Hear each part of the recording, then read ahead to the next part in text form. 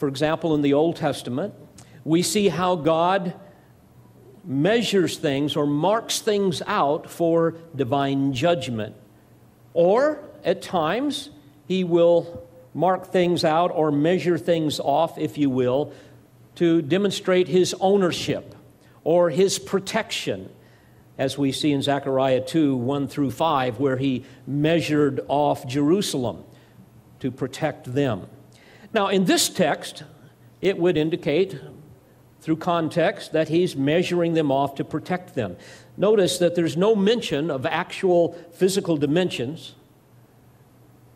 And because there is a clear distinction here between defining the parameters of what exists within the temple versus the outer court of the temple, combined with the command here to measure the worshipers, I believe that it is safe to assume that God is symbolically establishing His ownership of what He possesses, combining with assessing the purity and fidelity of the worshipers. Now, this is great news for John. Remember, he's languishing on the Isle of Patmos in a Roman penal colony. He's doing hard labor.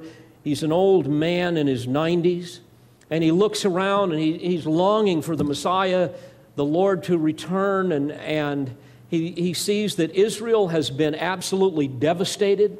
The Romans had come in AD 70, and this is the time he's writing this is about AD 96. They have come in and killed over 1 million people. There were almost 1,000 cities in Israel that the Romans utterly devastated. And so to think now that the Messiah, he can't come without a temple, what's going to happen here? Well, can you imagine the good news that this must have been to John, to see that, God is asking me to measure something. I'm seeing it here in the vision. Now the glorious temple, which was the one that John was intimately aware of, was nothing but a pile of rocks. Supposedly the most glorious building of that day. It's gone. But now he sees God measuring off His people, the ones whom He will protect and preserve.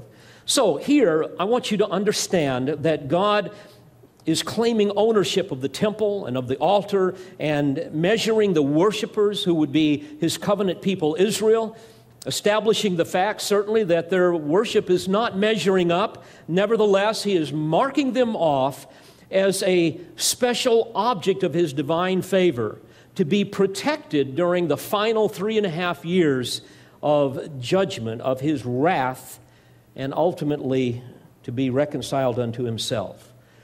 Now, this is in contrast to the Gentiles who are in the outer court, who oppose Him, as well as Israel, as well as the Christians of that day, those who make a mockery of the temple, and certainly they will in that day, as well as a mockery of the holy city.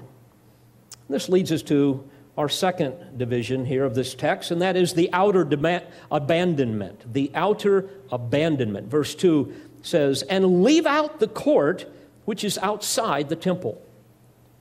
Now, as we study the temple, and certainly the one that will be erected in that day, there would be an outer court where the Gentiles could come, and this outer court was separated by a wall from the inner courtyard. In fact, the Gentiles were historically forbidden to ever come in to the inner part because they would defile the temple. The Romans actually allowed the Jews to execute any violators of this prohibition. So here we see a clear distinction between the godly remnant of Jews within versus the ungodly Gentiles without. And notice what he says here. Leave out the court which is outside the temple. Leave out, ekbale exathen in Greek, and it literally means to cast outside. It means abandon. Abandon that court. These people do not belong to me. That's the idea.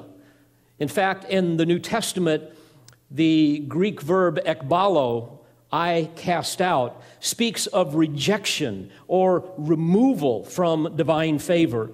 So to be measured is to be protected and to be in God's favor. To be unmeasured is to be forsaken, to be abandoned. So again, this is the opposite of being measured. Now, I want to remind you that there will be many Gentiles that come to a saving knowledge of Christ during the time of the tribulation. We read about that in chapter 5 and verse 9, and chapter 7 and verse 9. But the vast majority will continue as they are today, in absolute open rebellion to the gospel, to the one true God, and they will continue to be the oppressors of his people. So God tells John, leave them out. Do not measure them for my possession and my protection. There's a fascinating footnote. According to Colossians 3 and verse 11, Paul says there is no distinction between Greek and Jews, circumcised and uncircumcised. So I would ask you, why the distinction here in Revelation 11? Seems odd. Likewise, in Ephesians chapter 2, verses 14 through 16, we learn that Christ is our peace, Paul says, who made both groups into one and broke down the barrier of the dividing wall. So the question is, why the distinction here between Jews and Gentiles? That seems to be a contradiction. Well, beloved, the answer is because the church has been translated into heaven. It's no longer here. It's no longer on the earth.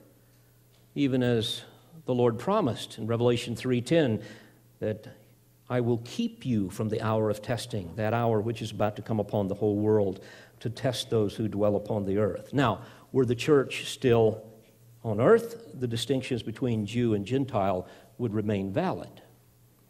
I want you to notice next that this outer court, he says, has been given to the nations. In other words, the outer court has fallen into Gentile hands.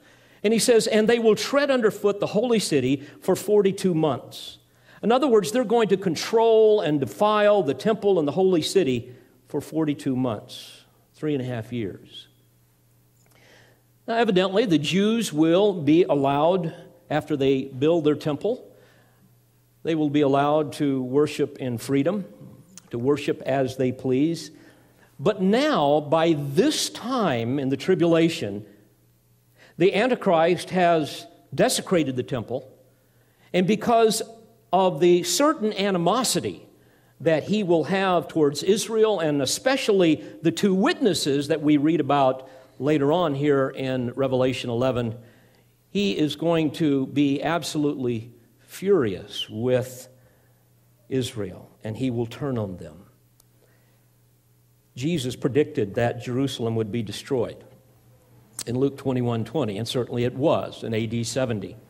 But the armies that surrounded Jerusalem of that day was really a preview of the siege that would come just before the Lord returns. And we see the text we're in here in Revelation 11 kind of moving us towards that. The one we now see developing is under the rule of the Antichrist. The world is under the rule of the Antichrist, and he is the one that is going to give siege to the city. That's why in Luke 21:20, Jesus went on to describe the holy city being under Gentile control when he said in verse 24, they will fall by the edge of the sword and will be led captive into all the nations. And then notice this, and Jerusalem will be trampled underfoot by the Gentiles until the times of the Gentiles be fulfilled. What are the times of the Gentiles?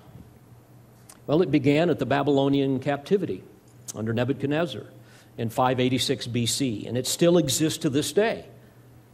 But the Gentile domination, beloved, will end when the Lord returns and he judges the nations that have persecuted his people and defiled his holy city.